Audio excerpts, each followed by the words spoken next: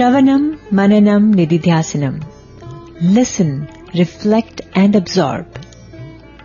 Dear listeners, Sai Ram and welcome to our radio series in which a divine discourse by Bhagwan Baba is played in small parts, and following each part is a short discussion to reflect upon the message.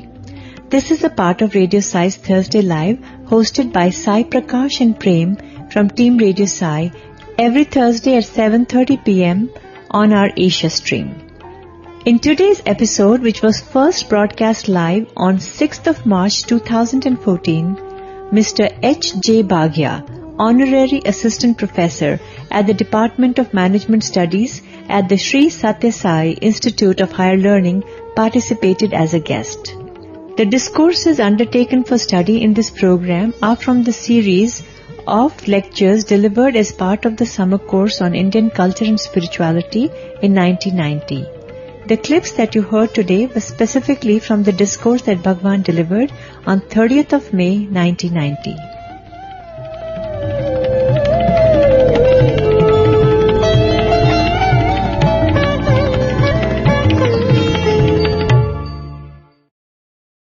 Offering a humble pranams at Bhagwan's lotus feet. Dear listeners, we welcome you to this episode of Shravanam, Mananam, Nididhyasanam, a series wherein we study Swami's discourses. And if you've been following our series, you will know that we are studying the 1990 summer course, the summer showers in Brindavan. As it happens every week, I have the company of Brother Sai Prakash from Team Radio Sai to host the show for you. And as we've had the pleasure in the past couple of weeks, we still have with us Bhagia Sir from the university, Honorary Professor of Department of Management Studies. We are in the middle of the 12th discourse in that series, the discourse named Self-Knowledge. So to dwell more into the topic, I invite Bhagia Sir and Sai Prakash. Sai Ram to both of you. Sai Ram Prem. Sai Ram Prem. Sai Ram Sir. Self-knowledge, I mean, we've spoken so much about it. We've heard Bhagia Sir speak about it so much. So I think maybe we should start with something we promised our listeners we will tell them last week, but somehow we missed it. You were saying that on one occasion that you asked Swami that you wanted to know from the avatar how to make use of the avatar. And Swami very beautifully said the only way is through loving the avatar. And then you also said that Swami elucidated what it means to love Swami. I think we should begin with that. There's three aspects of love. Okay, I think just to put it back, two answers Swami gave. One was God is love, live in love. Second, ahamkaram, aham plus akar, which actually the discourses deal with that. Let me dwell more on love. On a different occasion, we asked Swami, what is divine love? He said, which I mentioned last time also, it has three apexes. He drew a triangle in the air and he said, one is selflessness. Okay. Swami has a number of times expressed what is divine love is. He says, I don't expect anything from anyone at any time. My duty is only to give and give and give. This little diversion, once Swami said that Rama had taken 3 vows. One is one word, one arrow, one wife. Right. Similarly, Swami said he has taken 3 vows. Number 1 is he has come to always give and give and give. Never take anything. Never ask, demand anything from anyone. That is 1. Second, he said this avatar has not come to destroy the wicked.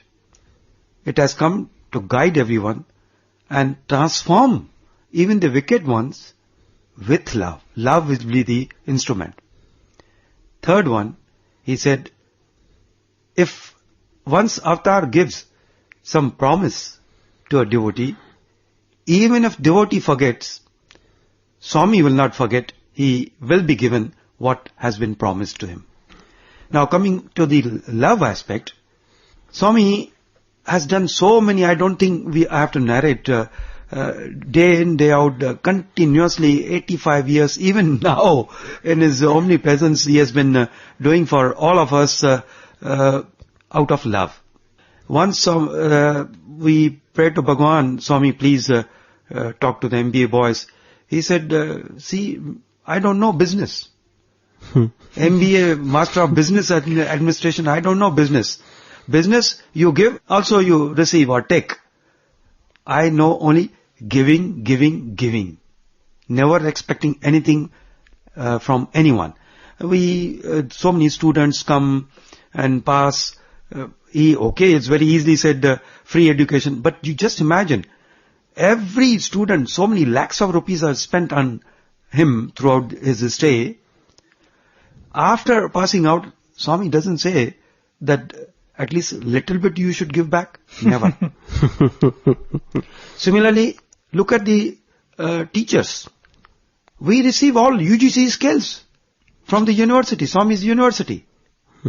He takes care of everything and he doesn't expect anything returned. On the contrary, he says, I'll take care of your all problems. Physical, mental, spiritual, financial, social, all the problems he takes care by giving and giving and giving. So there is no end to enlarge the component of the selflessness in Bhagwan. Best example again of another apex of the triangle which I said is changeless. Swami says that my love doesn't depend upon what financial background you come here from, or what you do for me, or for society. No. Once I start giving you love, it will continue. Whatever position, whatever place you are, time, space, doesn't come in the way. This reminds me one very nice story. One student, he was so-called form boy, and not that the others are formless. In fact, we want to realize that we are formless. So this is the terminology used by some of the students that he is a form boy, he is out of form, he is deformed, he reformed. Swami ultimately comes to reform us so that we realize that we are all formless. Okay, so coming back to this boy, he was actually used to help Swami in Swami's room. He somehow was pulled by his vasanas. He went out on some small issues and he got married. He went on the pretext that he has to take care of his parents and all. Many times it happens. It might be element of truth also in that, which compelled him to leave Swami and physically and be away. Then I was seated on that day, darshan time. Boy comes back after 20 years. Oh my God. He told the volunteer that I am so and so. Volunteers would have been changed and this and that. And so out of, since whatever he was telling, they made him sit in the front, in the general devotee side. Swami came out for darshan. Swami looked at him and deeply the boy understood, oh, Swami has recognized me. After finishing the darshan, Swami went to this boy, addressed him with first name. How are you, so and so? He got up on his knees. Swami, and he said, how's your mother? Swami asked the boy. Swami, my father passed away last year. I know. That's why I asked you, how's your mother? Did I ask you, how's your father? So he got shocked. He said, Swami, boy said, Swami, I thought that I have left and you will not even recognize me and you still know what is happening in my life. He said, my love doesn't depend upon where you are. Then further, Swami asked,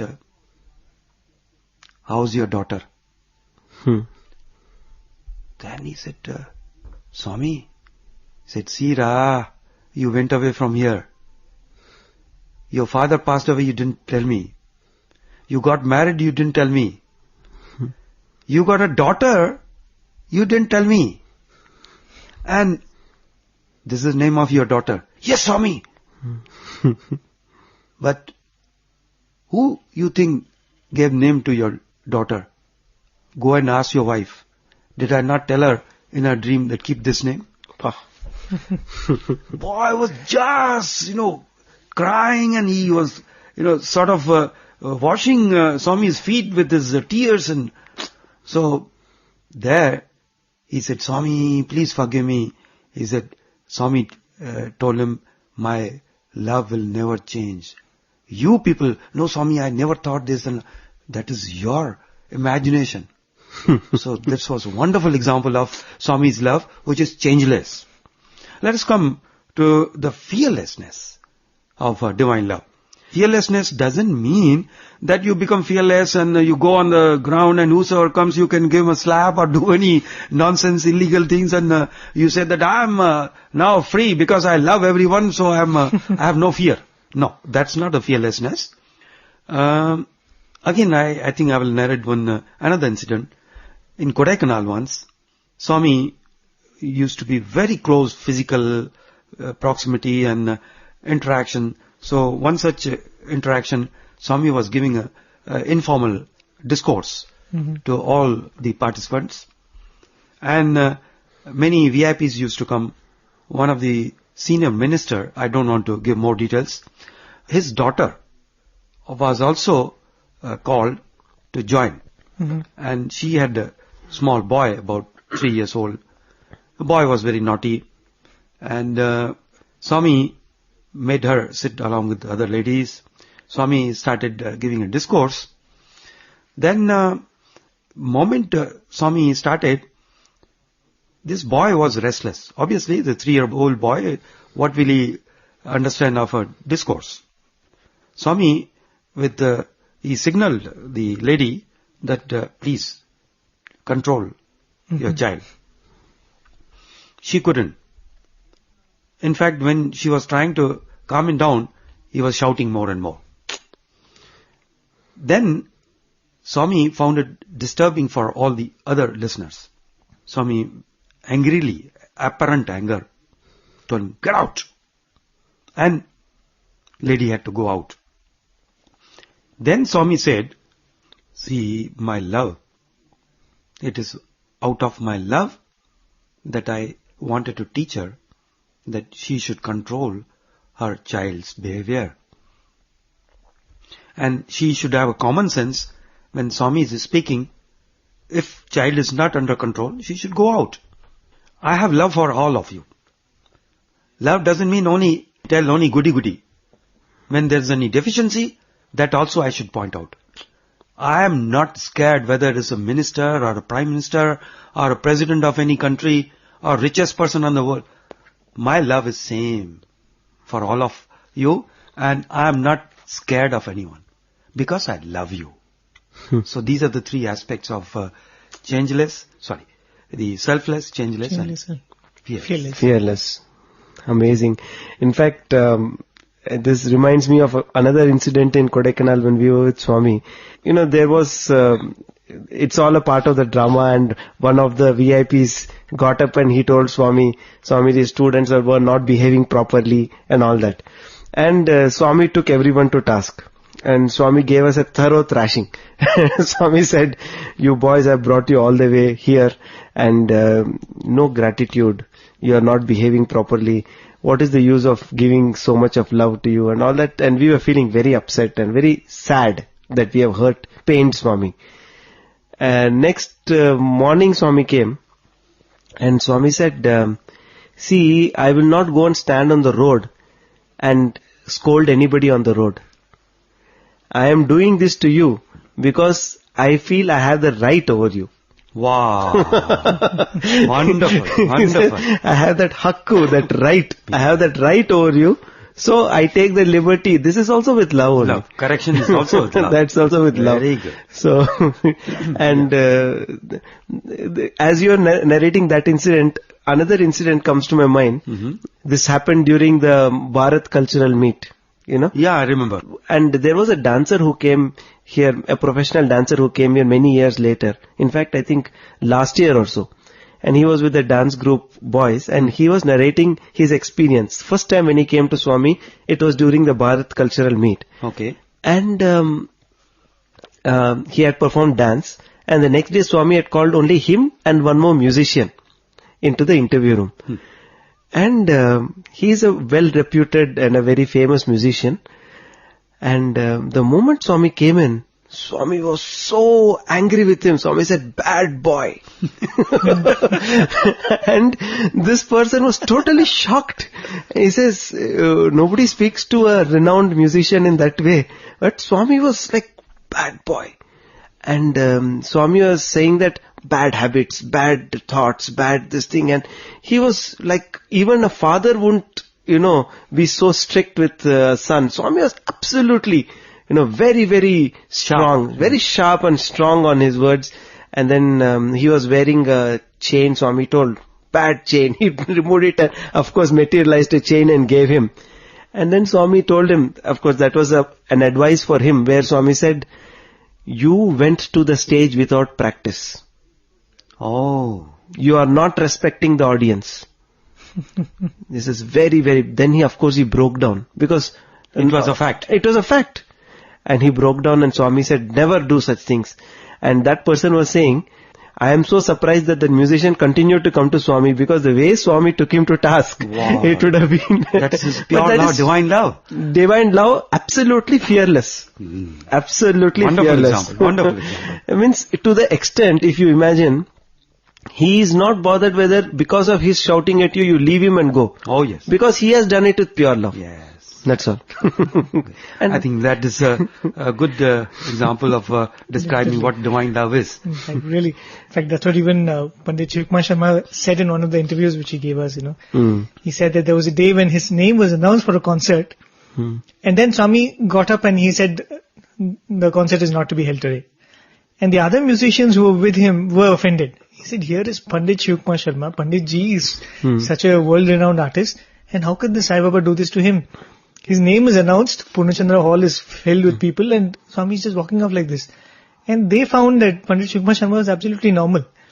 So it seems they all went to him and said, "This is not right, we cannot accept such a thing being done to you." So he said, no, Swami has every right to do that. And these people are not ready to calm down. The next day Swami calls him for an interview, and Swami said, "I wanted to speak to you, and then later I want to schedule." But what Pandit Shivkumar Sharma was saying was this very thing. He said, "I am a world-renowned artist for the rest of the world. I come here for this. For this treatment, I come here for this treatment." Wonderful. Nobody else can dare correct him or do that type of... He said, "I have given myself to my Guru, and he's killing the ego, and this is what I've come here for. Fantastic. I cannot react badly." Again, the aspect of love, divine love. Right. It's like a hailstorm. And I think that's the beauty, whenever we have received that kind of love from Swami, whether when Swami spoke to us, when Swami turned this face away and went away, he made us think. He made us ask vital questions. When Swami is talking about self-knowledge or asking the right questions, invariably, we are convinced that Swami loves us. But when you go through periods like this, phases like this, you wonder, why is this happening? And that is when you actually delve into the nature of true love, nature of pure love. And I'm sure we all come to know how fearless Swami is, how selfless Swami is. In fact, speaking on that last discourse, I think we concluded with the clip where Swami is talking about aham. Right. And then he says aham plus akara is ahankara. And he has taken so many students to task at different points of time, said ego, ego, ego, ego.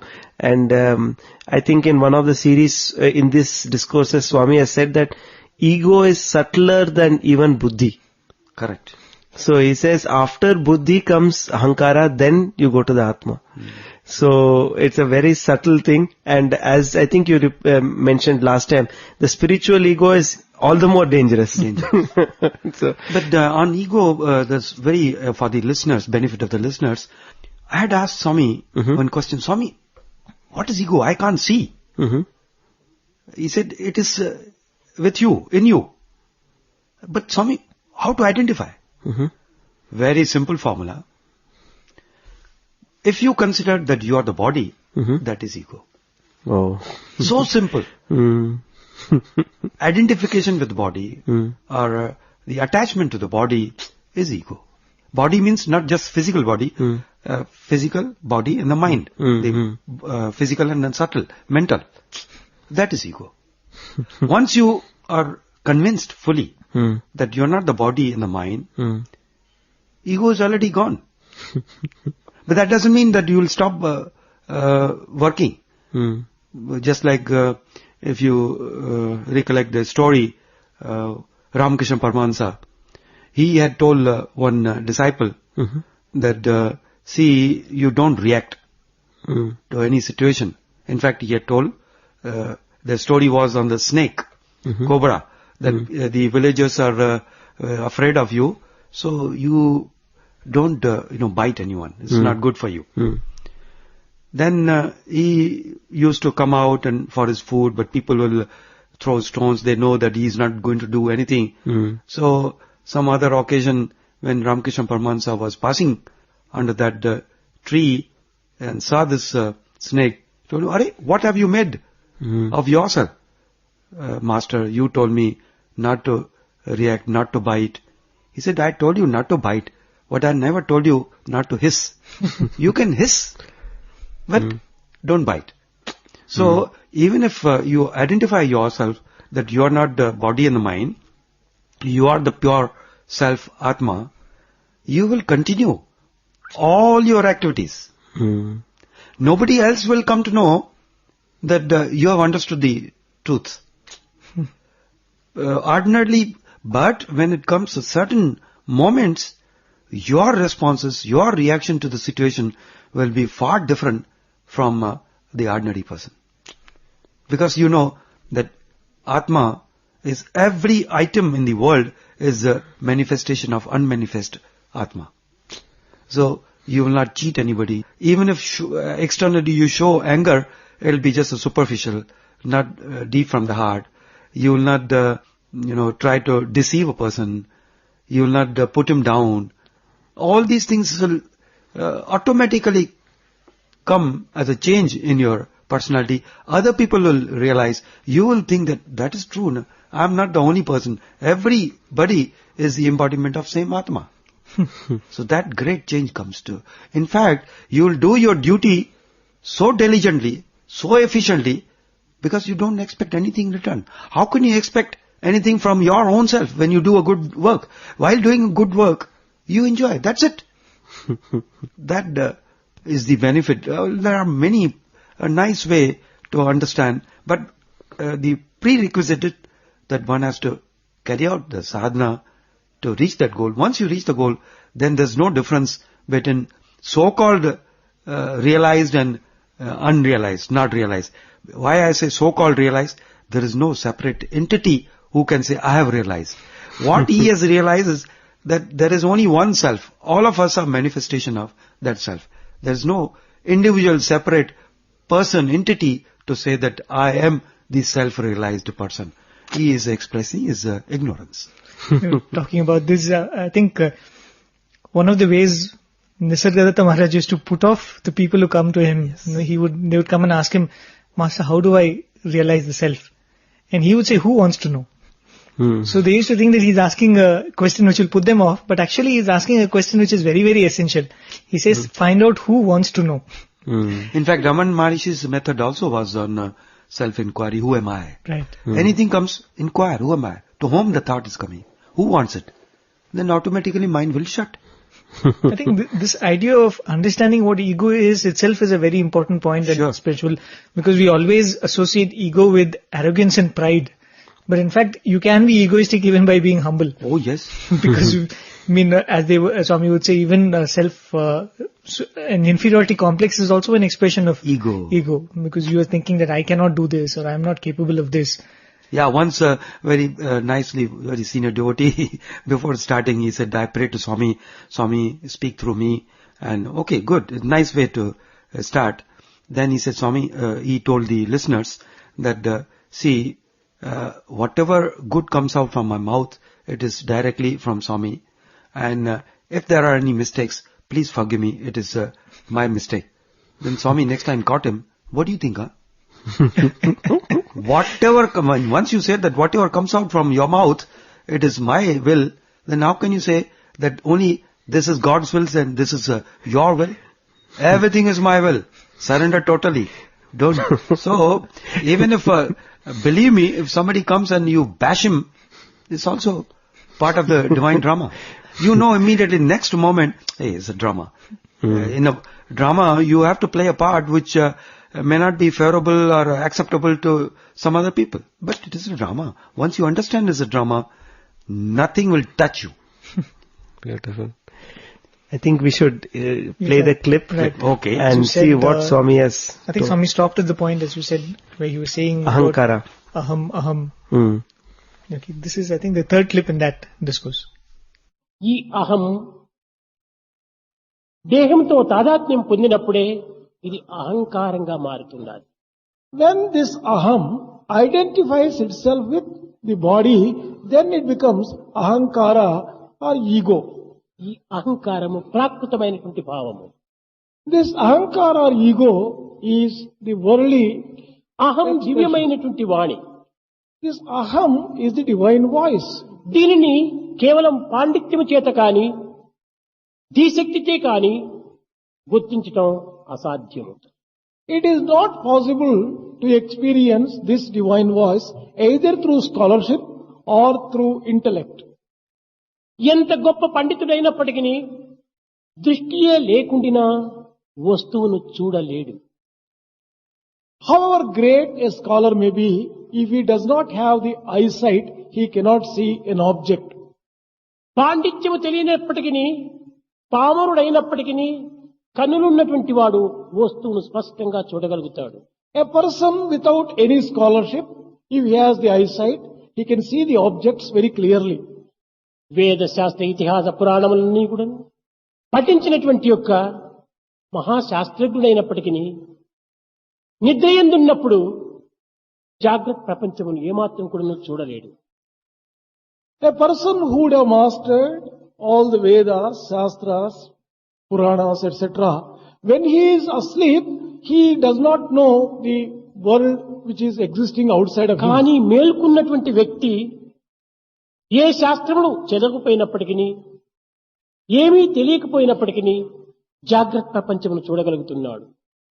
But a person in the waking state, he might not have studied any of these scriptures, but he can experience the outer world and he can see. అదే విధముగానే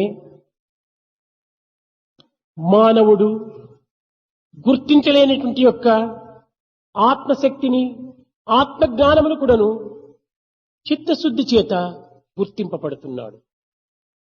In the same way, a person with a pure heart would be able to experience and realize the power of Atma and the knowledge of Atma. సకల శాస్త్రచయము వేద వేదాంగము జీవి మనసు తెరను చీల్చలేవు. తెరకు ఇవల జీవి దేవుడవ్వల నుండు. తెరకు ఇవ్వల జీవి దేవుడవ్వల నుండు. కార్యమిలను అవల కారణంబు. కార్యమిలను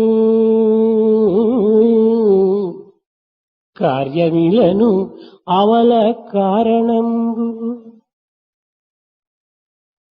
మనస్సుకు ఈవల నుండి చూచినంత వరకు మనకు జగత్తే గోచరిస్తుంది. మనస్సును దాటి ఆవల చేల్తిమా ఆత్మ గుర్తింపబడు. As long as you are under the spell of mind, you will be able to just see only the external world. Only when you transcend the mind, you can get a glimpse of the other world. కనుక మనము అనుభవించేటువంటి జ్ఞానములు కాని అనుభవించేటువంటి యొక్క అనుభూతులు కాని సర్వము కూడాను మనస్సుకు ఈవల నుండి మనం అనుభవిస్తున్నామే కాని మనసుకు ఆవల చేరలేదు.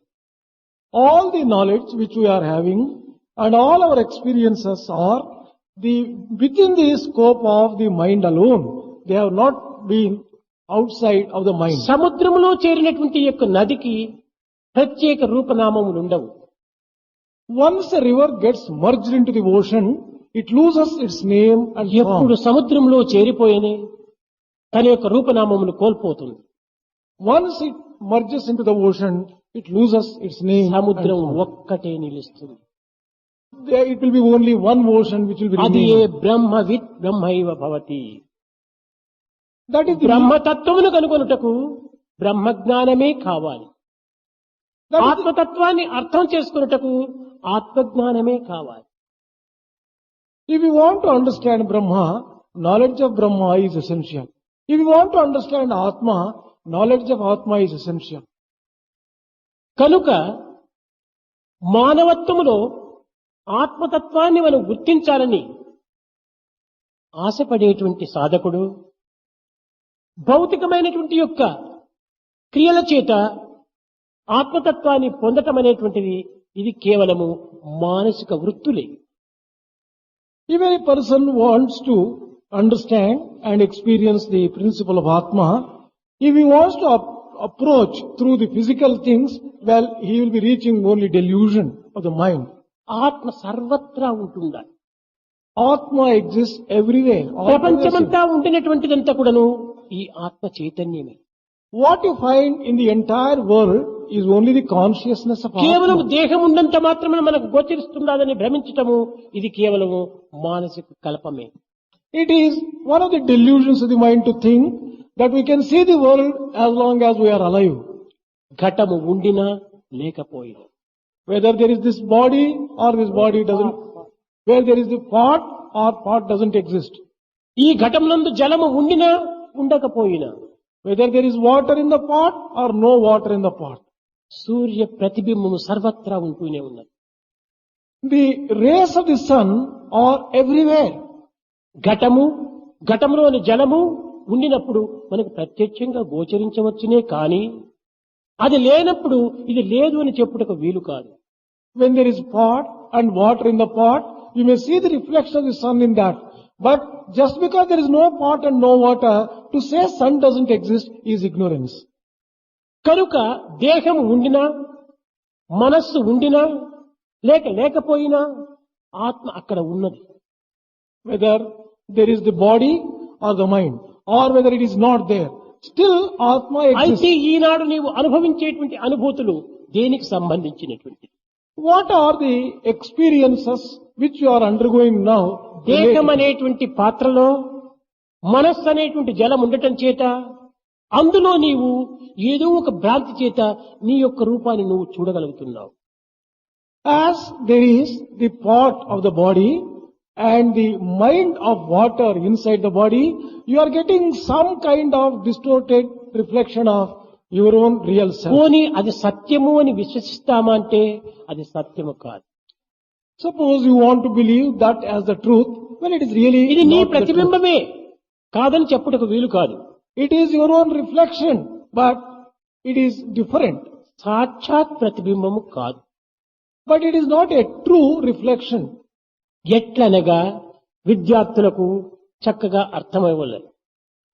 You may ask, how is it? This can be explained to the students thus. జలములో నీ ముఖమును నీవు చూస్తున్నావు, You see your own face reflected in the water. కానీ విద్యార్థులారా మీరు చక్కగా గుర్తించటం లేదు.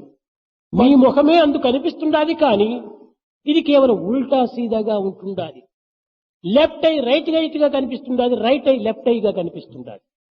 You think your real reflection is seen in the water. It is not true. Your right eye is seen as the left eye in your image in the water, and left eye as the right eye. There is this kind of reversing of the limbs. కనుక ఇది సత్యం ఎట్లవుతుంది? When this is so, how can this be truth? నీ యొక్క భ్రాంతి చేత ఇది నా యొక్క ప్రతిబింబమని విశ్వసిస్తున్నావు. On account of your own delusion, you ఈ think that దేహం కూడాను భ్రాంతితో కూడినటువంటిదే. the body is full of delusion. కనుక దివ్యతత్వాన్ని మనం గుర్తించాలనుకుంటే దేహము మనకు అక్కరలేదు, మనసు అక్కరలేదు.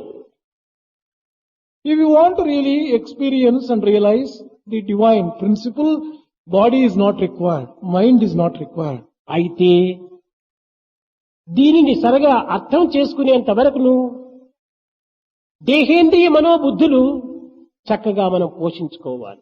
But until you really understand this divine principle, there is need for taking care of your body, mind, దేహము senses. ఉండాలి, ఇంద్రియములు ఉండాలి, మనస్సు ఉండాలి, బుద్ధి ఉండాలి.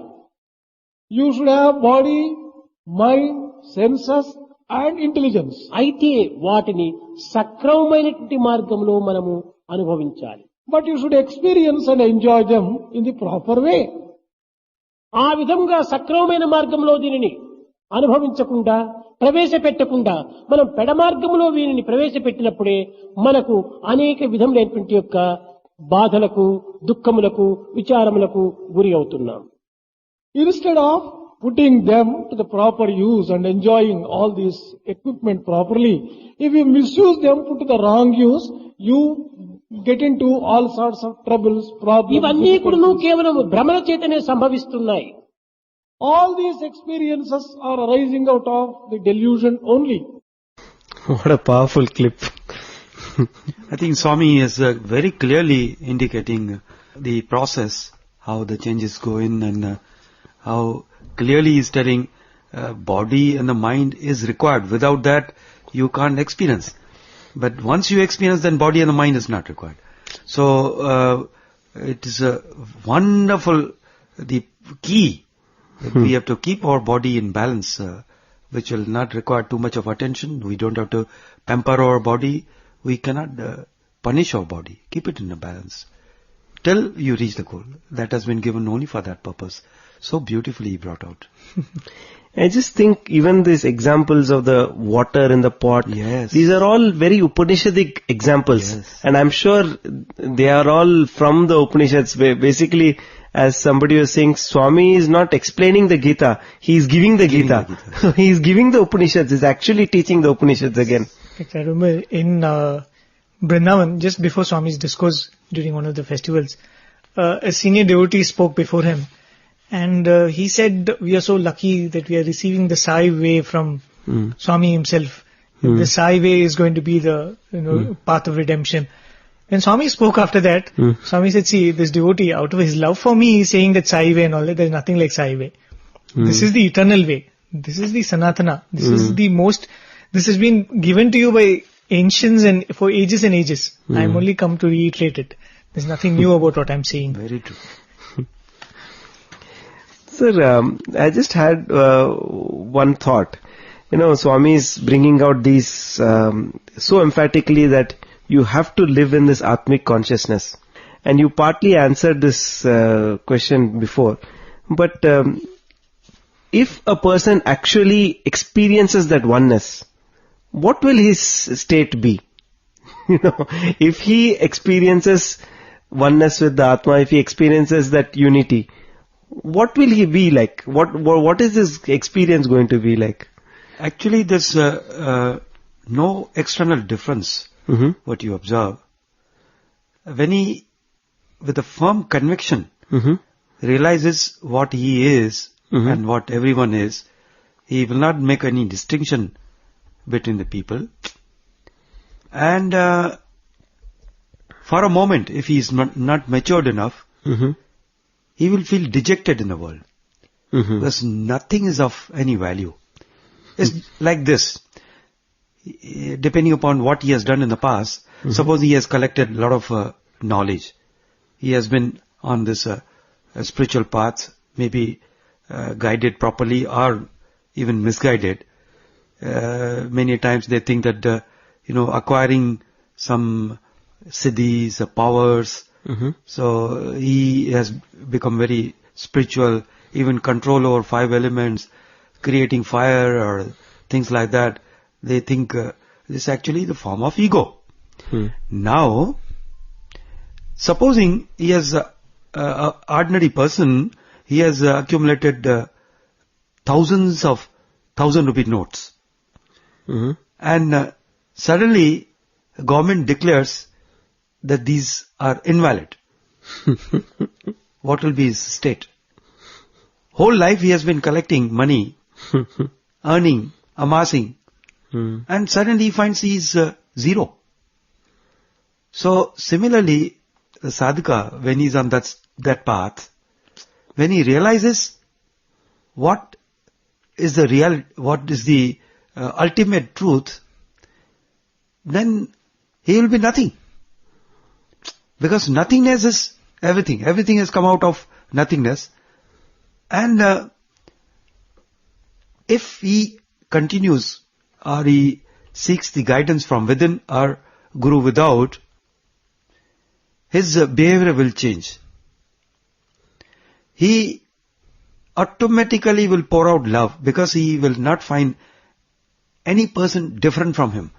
Now, that doesn't mean that if he's a manager in an organization and he finds that a peon or a watchman or a sweeper, he will not catch him at, oh, you are God and come and occupy my chair and I press your feet and what you want, oh God, Lord. No. Let the people perform their roles as given to them, but internally, he will not treat them other or separate from him. Just like in our body, all the things are required. Body has the cells. If you analyze DNA or, okay, let us take only the cell of the body, it is same whether it's taken from the nose, whether it's taken from the eyes, tongue, hand, feet or any part of the body. Now, the group of cells in our body, same cells, will perform the function of hearing. Some perform the function of tasting. Like that, now supposing the person is in a room and outside he wants to listen, he will not put just his hand outside the window and he will be able to understand because the cells are same. If he has to hear, he has to put ear to the voice outside. Similarly, in the whole universe, all of us are the different cells, different group of cells of the one entity called the self with the capital S. So, having understood this, you will not create any obstruction, restriction or creating any problem for whatever is happening. Because you know, it's all his master plan, his drama. It's not real, but yet it is caused by reality. Then he will not have any difficulty in carrying out his day-to-day activity. Once I read in one book called Warriors of Peace. In that lady gives the beautiful simile. Supposing you have been carrying a load on your head all along since childhood and you think that it is part and parcel of me, part and parcel of my life. Some wise person after several decades makes you stop your walking. He said, wait, what are you doing? Why are you carrying so much load? He said, no, it's part of me, it's me. Put this load from your head down on the floor. He does it. See how light you are. He said, really? It is not part of me. No. But I have been told that all along I have to carry it. Yes, you have to carry it with awareness. He said, oh, then it's simple. I have to carry from here to there. It is not me. It is not part of me. Same thing, after you understand the reality, nothing will disturb you. You will carry on the same way.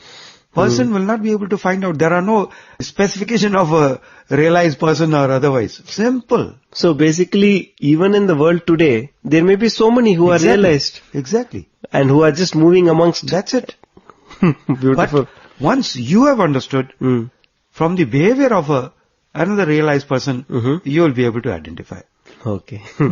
And degree varies. Exactly. Of the evolution, degree of the evolution. There's a beautiful story which I think, I'm not sure whether it's Ramakrishna Paramahamsa's story or Ramana Maharshi's. They say that there is a man who's walking on the banks of a river and he sees that the river water is carrying with it a gold plate. So the moment he sees that gold plate, he jumps into the water, tries to hold it, and then he realizes it's quite a large plate. So holding it, he's not able to swim.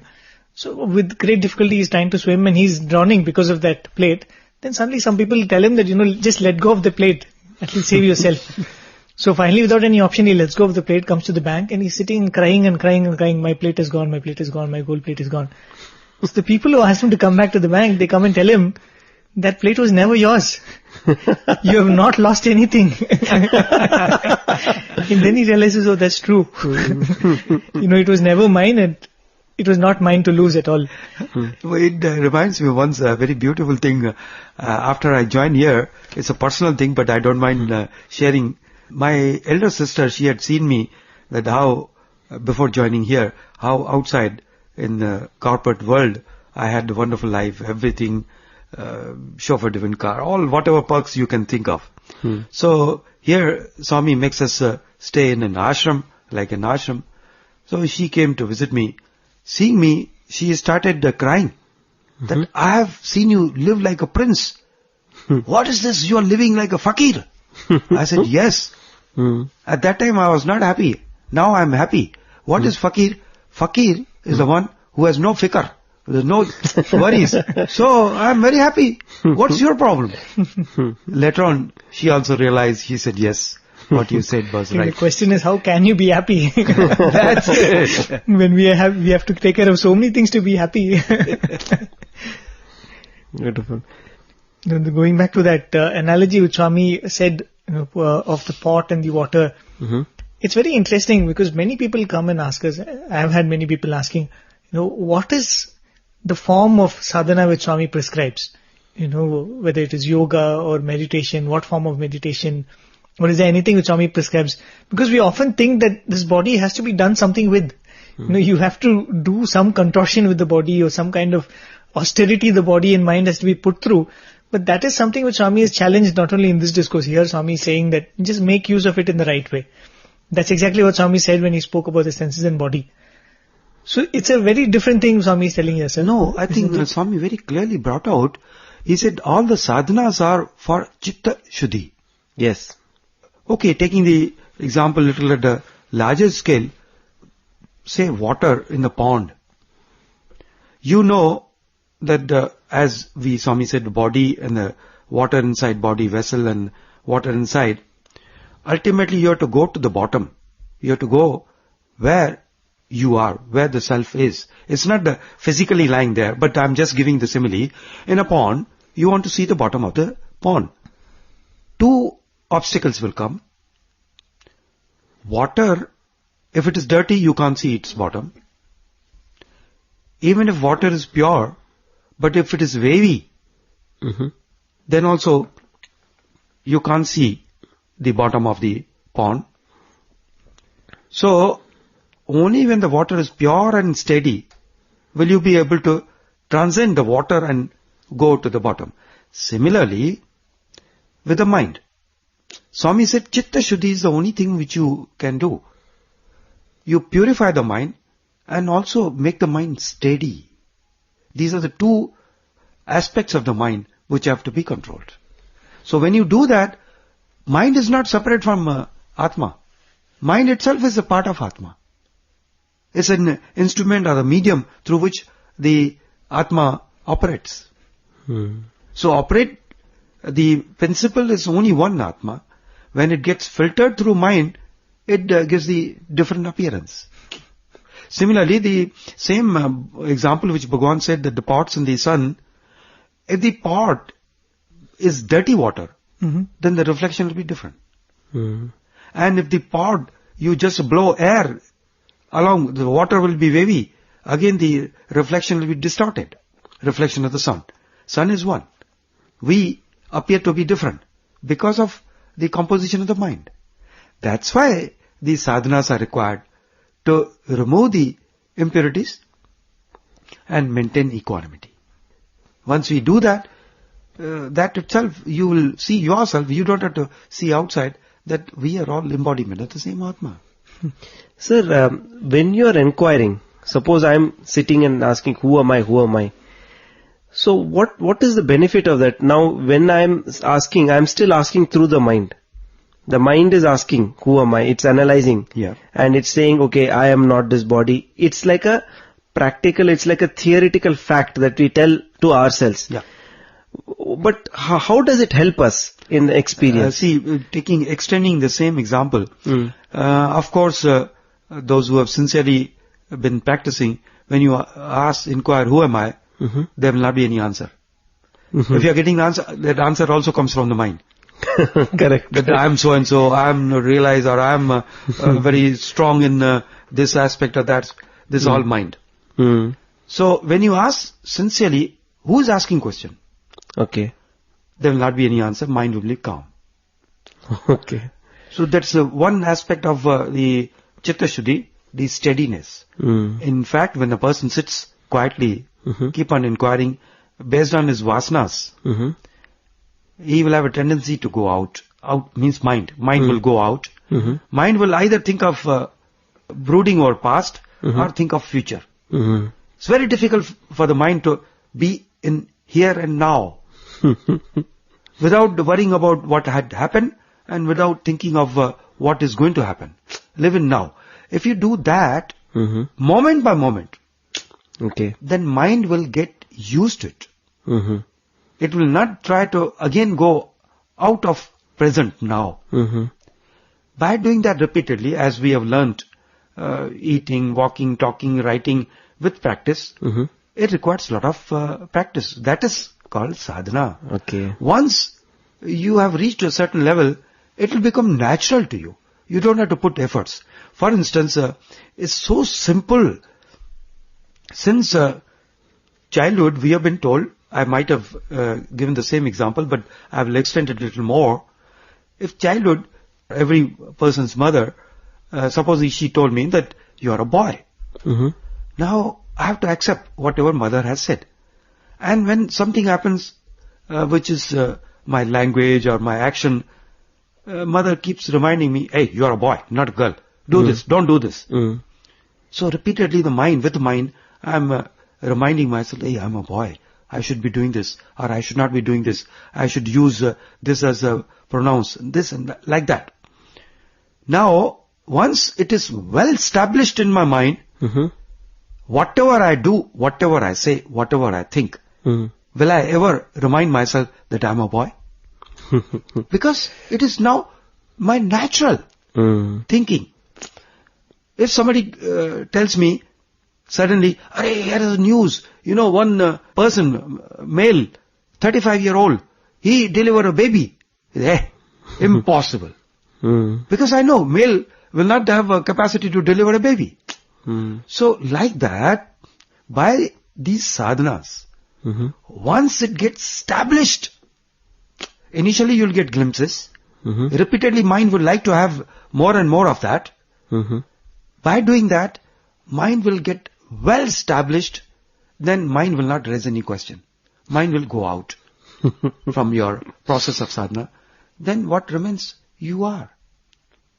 Then nobody can, once you are so convinced, even if somebody tells you, hey, come on man, you're not God, you will tell the same thing what Swami has been telling since childhood, that not only I am God, you're also God. You only don't know.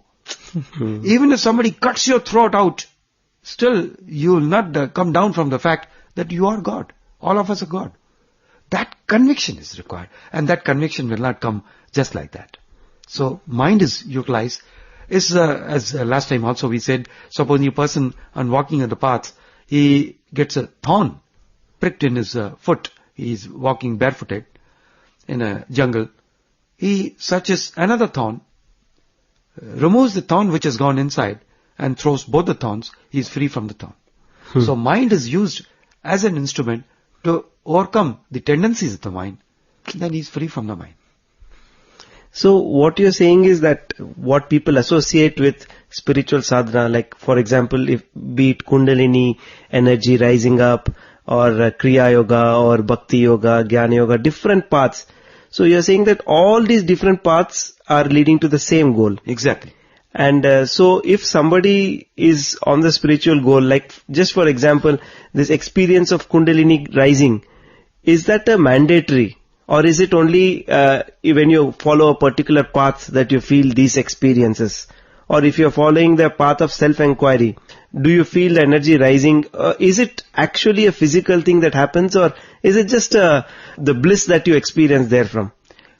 See, when the mind is stop wasting its energies through all these outlets, either sense objects or thinking about past or enjoying the future, imagining the future, then the energy which is there of the self, Okay.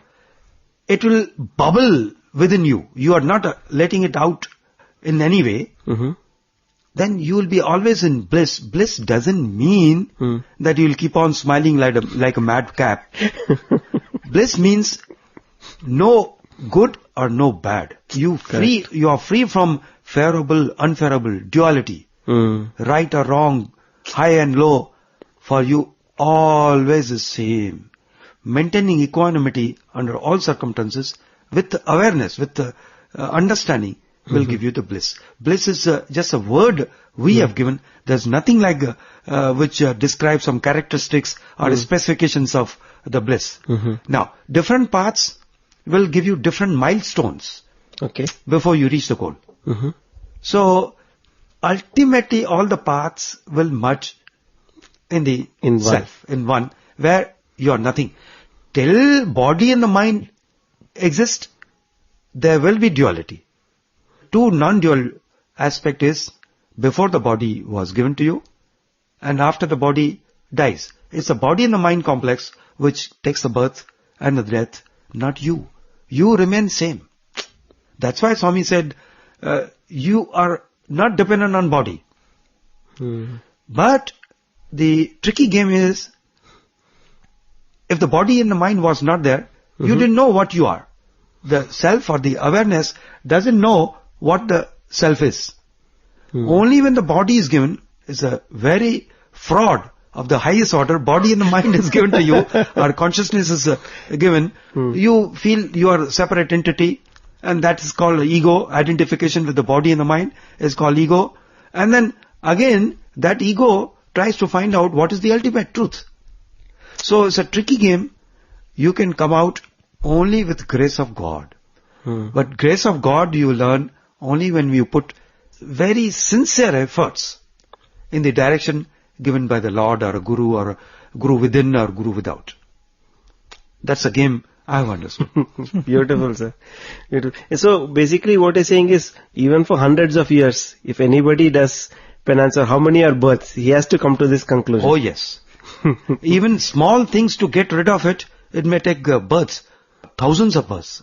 Just I gave an example, I think first of my discussion with you 2 weeks back, that Swami said that if you segregate this is spiritual, this is worldly, even in 1,000 births I will not give you. So I would have wasted 1,000 births just to understand that there is no separate worldly affairs and spiritual sadhana. Sir, you were mentioning about one incident about a sage who was yearning for this. So, can you just narrate that, sir? Because that was very interesting. Yeah. See what had happened, some of our research scholars and some staff members had gone to Himalayas, especially this last 3 years period, to find out some more ultimate knowledge. So they came across one Babaji who was 400 years old. Oh. And he is aware of whatever previous births he has taken. Okay. He said he met a guru who had told him that I'll give you realization after 6 births. So this was that birth where he was expecting that Guru had already left the body for him. But he said, no, once Guru has said, I have firm conviction and I have been here in Himalayas for last 400 years. My God. And he said quite recently, from the bright white light, it appeared and Guru got materialized. Then Guru told him that yes, I had promised you. And he said, Guru, please give me ultimate which you had promised me. He said, yes, I will give you. Now last thing, do one thing, you go and get the milk of lioness. Milk of lioness. Yeah. And then I'll give you. He, just to give you his background, he had done so much of sadhana, acquired so many siddhis. he told the boys that I can create fire. I can create any materialization. All the 5 elements are in my hand. But still, the realization had not come. So, he went to the lioness. With his power, he converted lioness like a small puppy. And lioness was feeding her cubs. He pulled lioness from her with the ear and brought the lioness to Guru. Guru, here is lioness. You didn't tell me I should milk the lioness and bring it in a cup? Or you want in front of you I should milk it? How do you want? I brought it. Now tell me. Then the Guru blasted this Babaji. That, don't you have shame? Is this what you learnt in several births? Lioness was feeding her children. You snatch the innocent children from their feed and you brought her here? Shame on you. Release lioness. He was perplexed. My Guruji wanted it and now he's scolding me. Then he said, see, when you are bringing the lioness, because of his power, he could achieve anything. He said, but when you are bringing the lioness, supposing so many lions would have attacked you and killed you. He said, Swamiji killed me? No, your body would have been finished. Then what was remaining in you? What would have remained in you? He gave a thought, deep thought. So, oh, now I understood. That I am before the body came, and if the body is not there, that is my true reality. So to make him realize, to give him he asked him to do a lot of sadhana and gave him the maturity to accept the truth. It's just like such a complex problem. Solution we know, all of us is God, so what? But have we gone through the process to realize this? Only when you go through it, you will capture it and retain it. As I said that once we are told in childhood that I am a boy, then I have retained it. Now, so what? Nobody can delude me that whether you are a male or a female. Similarly, once you are matured and capture the state what you are, then you do whatever you want, nothing will touch you. That Babaji told the group of boys, don't waste your time in all these things, acquiring powers and siddhis and doing this and that. It's all temporary. It is of no use. It will never reach you the goal.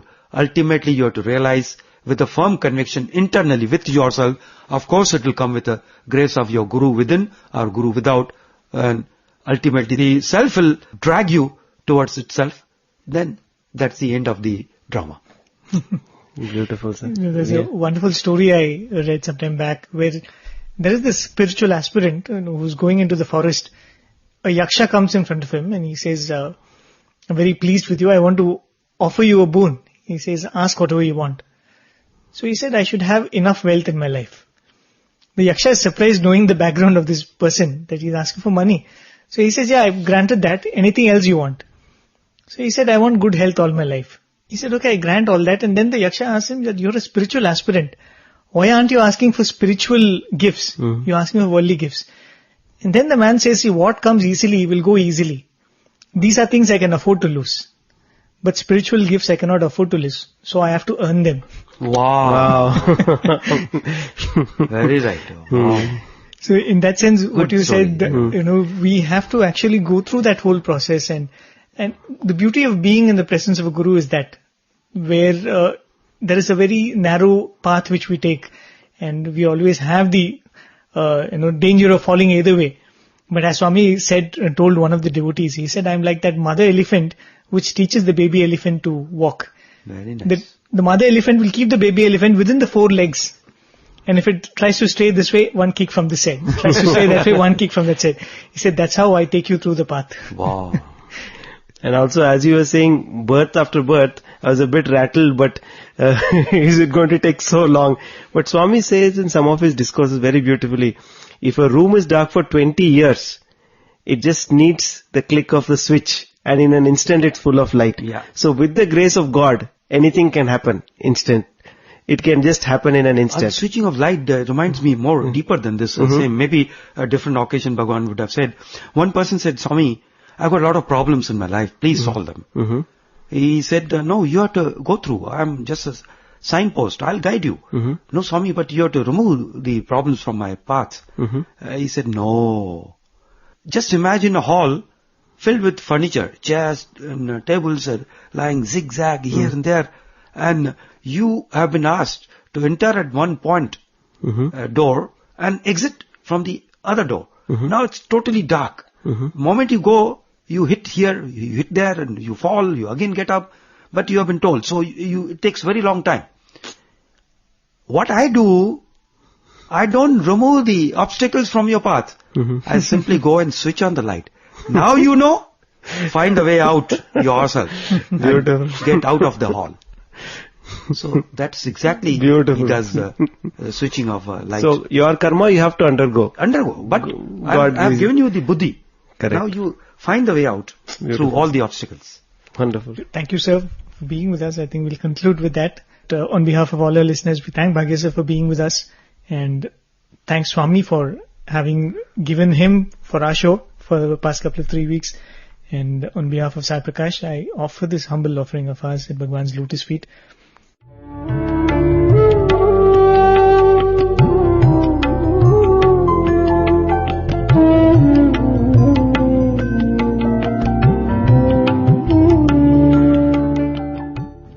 Sairam, dear brothers and sisters, you just heard an episode of our radio series Shravanam, Mananam, Nididhyasanam. Listen, reflect and absorb. This is a segment that is hosted live on Thursdays at 7:30 p.m. by Radio Sai's Sai Prakash and Prem, only on Asia's stream of Radio Sai Global Harmony. In today's episode, which was first aired live on 6th of March 2014, Mr. H.J. Bhagya, Honorary Assistant Professor in the Department of Management Studies at the Sri Satya Sai Institute of Higher Learning, participated as a guest. The discourses undertaken for study in this program are from the series of lectures delivered as part of the summer course in Indian Culture and Spirituality in 1990. The clips played on this episode were specifically from the discourse that Bhagwan delivered on 30th of May 1990. To listen to the next part of this program, please tune in same time, same place next week. And don't forget to write to us and tell us what you think about this and all Radio Sai programs. Our email ID remains listener@radiosai.org. Thank you for your company and Sai Ram from Prashanti Nilayam.